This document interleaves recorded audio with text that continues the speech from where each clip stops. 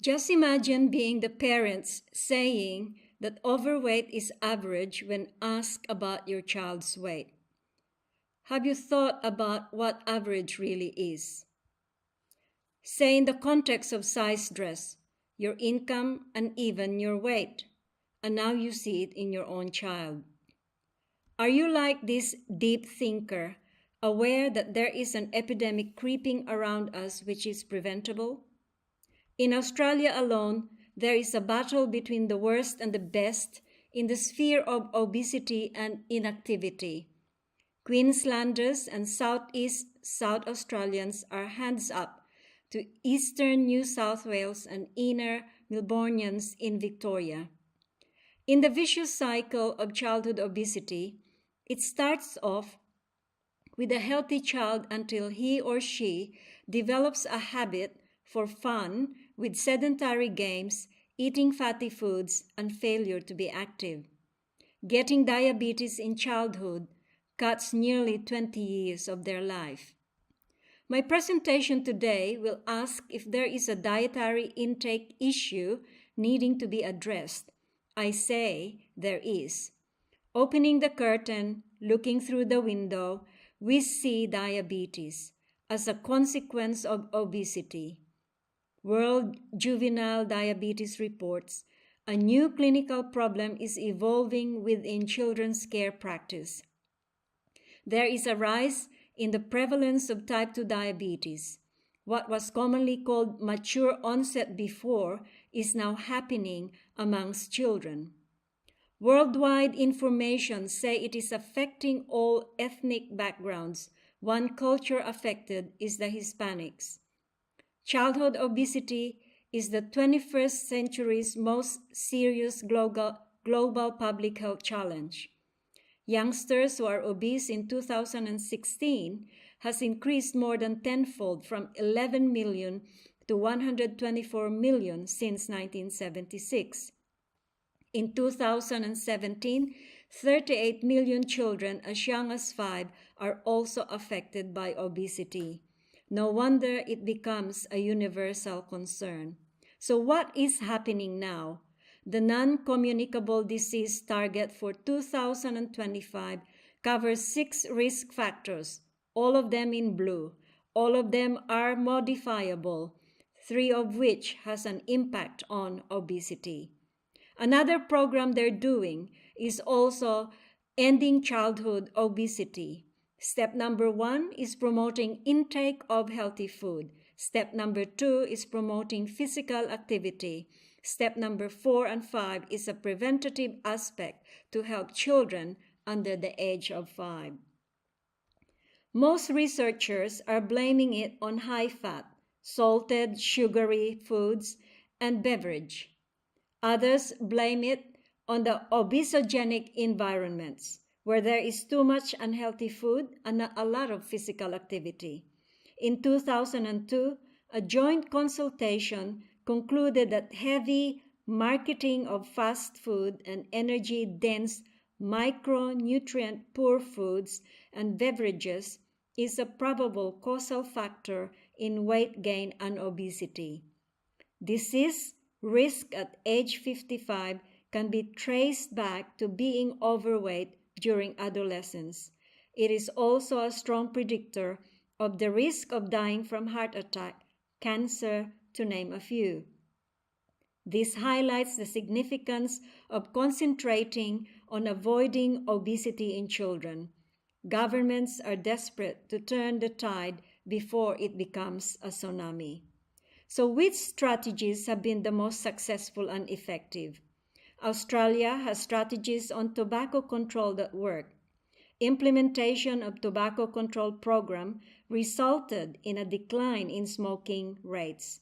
Health warnings on packs, then plain packaging of cigarettes with bolder health warnings, banning display of cigarette products at shops. Quit smoking was increased due to increase in cigarette tax.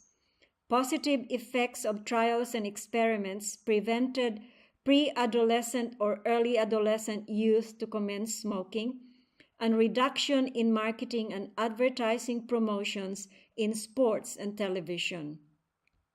The World Health Organization Framework Convention on Tobacco Control, in partnership with researchers for 10 years, started an agreement. In contrast, the approach to fight the non-communicable disease is determined by the intentional goals laid out by the World Health Organization's non-communicable disease global monitoring framework, with a roadmap for tackling non-communicable diseases using successful tobacco control approach as a template.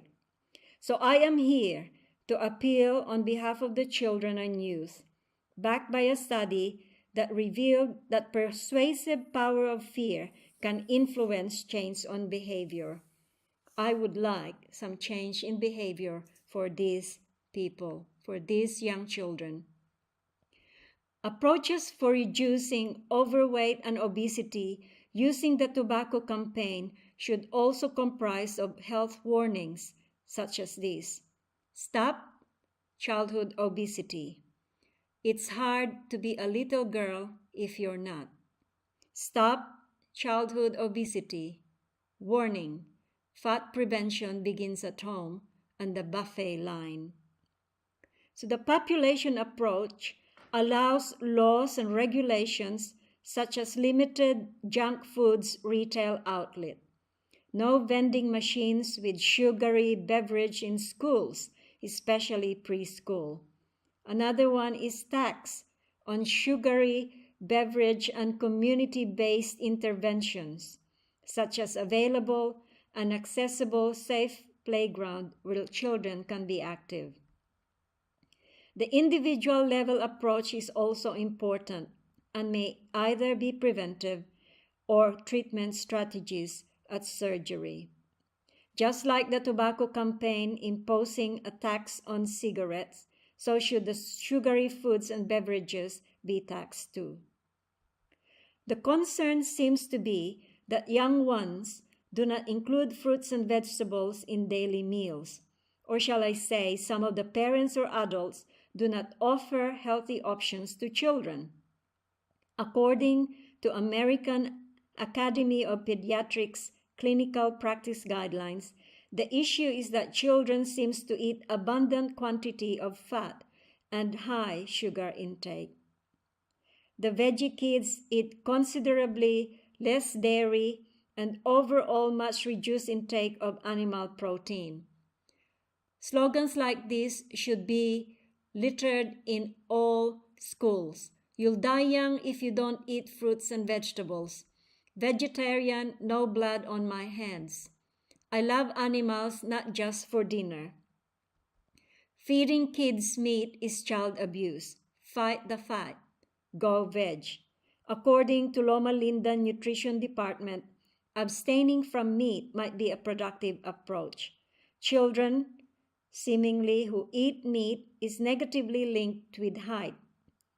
Children who eat vegetables grow up not only thinner but taller than other children. I can just hear the Dairy Council echoing it, all because of the milk the children are drinking. No, no, no. To attain optimal health, plant-based diet should be encouraged by parents and teachers.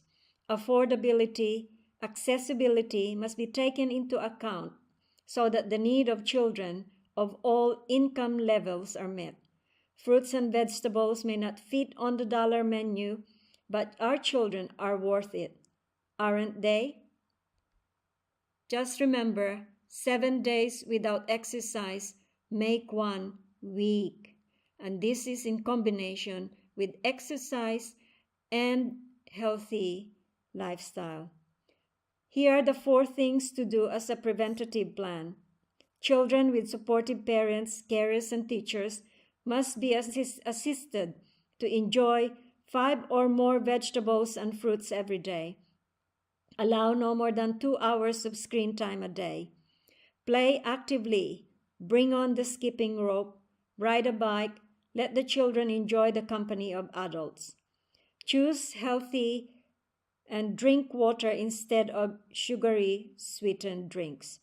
I would like to share this to mothers of young school children, teachers, and anyone looking after them.